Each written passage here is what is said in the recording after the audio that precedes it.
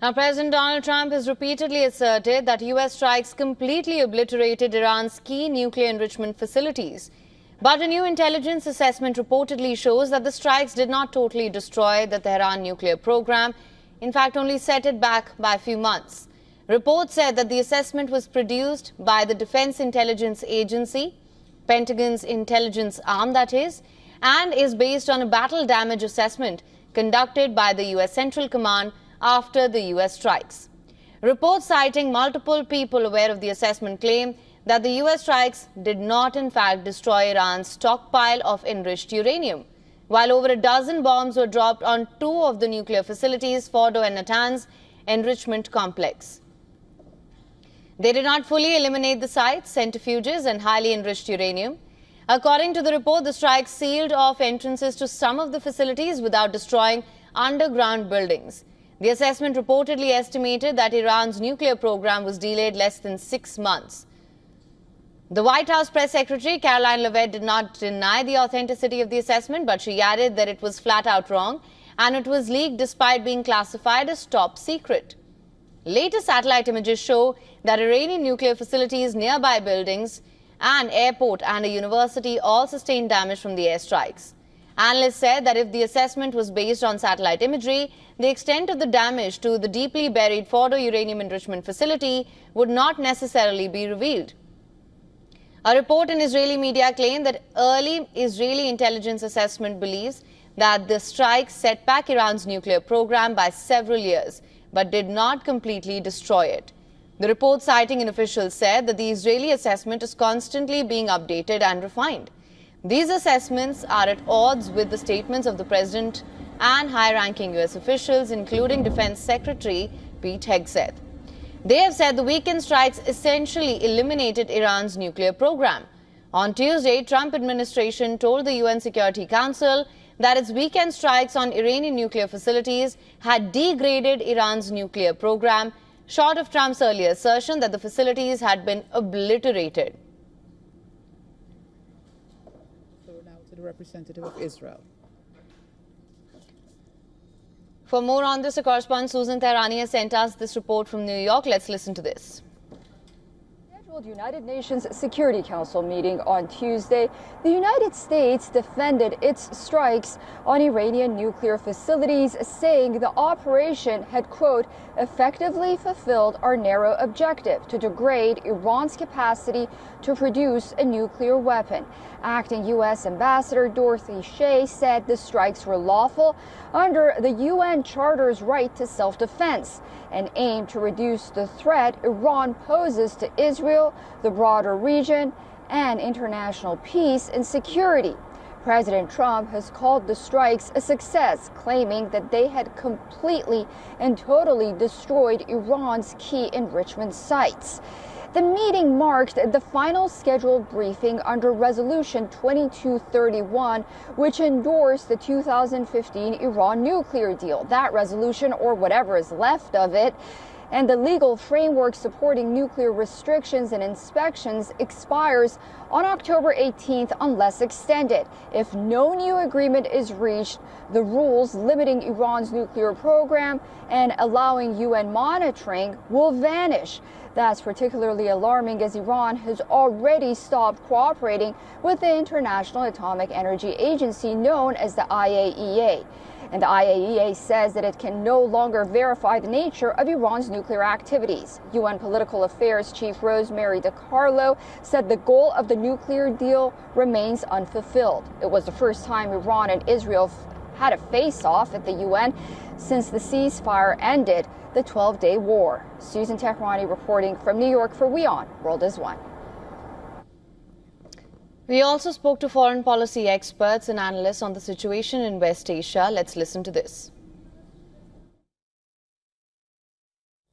Yes, actually, after 12 days of the military confrontation between Iran and Israel, the first of kind that we witnessed during the last decades, the U.S. President Donald Trump declared a ceasefire, and later Israel and Iran said they are ready. If the others didn't violate the ceasefire, then they will respect it. But right now, there is no more details about the clauses of this agreement between Israel and Iran, which make it stable, and also if it is just a 24-hour ceasefire, or it will be like a permanent ceasefire between Israel and Iran. So all the observers are watching what's happening at the moment, and since this morning, right now, we witness stop of military operation between Israel and Iran on the ground, but still cautiously watching what's going to happen on the ground, and for more details from President Trump about this agreement.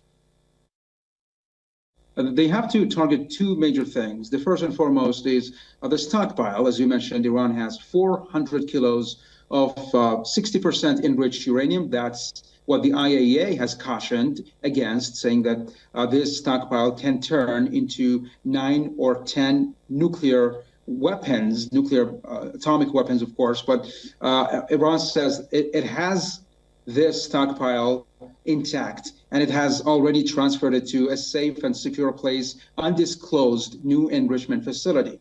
And the second most important thing to consider is actually the infrastructure, the buildings, the facilities, the equipment, and the centrifuges. Iran has 22,000 centrifuges spinning to enrich uranium to a high grade, and then 7,000 of which are considered IR6. That's the latest, the most advanced generation of centrifuges Iran has built on its own inside the country. So these two things, the stockpile and the centrifuges, are still there based on claims made by the Iranian officials. I think the odds are that it will. All three parties have their own strong reasons why it should. The least of the three, Israel, but nonetheless, all three do. Certainly, Iran does, because Iran is largely helpless to stop any air attacks and cannot really counterstrike effectively.